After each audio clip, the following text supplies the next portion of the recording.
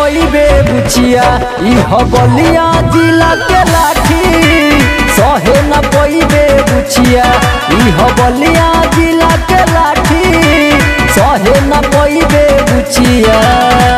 अरे जा जा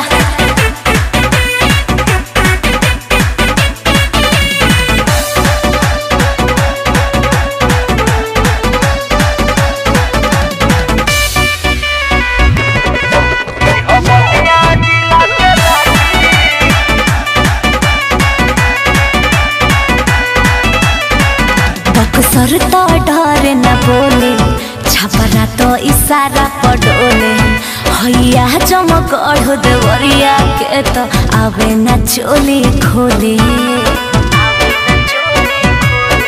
अरे तो सुना बोला देही में दर्द उखारो तोर पानी जवानी के झारो अरे घूमे अइलू सब जिला बाकी किला हम ही गाड़ो। अरे भागलपुर तो भागल चाहे केहू न हमसे आटी आटी अरे आटी।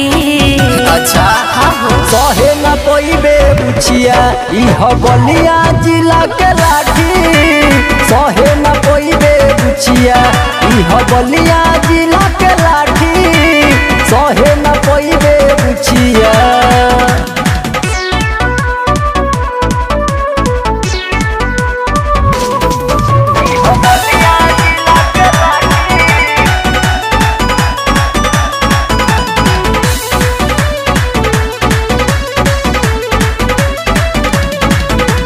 बाटे तो हर भरम मुंड कह जानी गरम बच पाई नहीं बाबू आज तो हर एक करम मान जाए बाबू।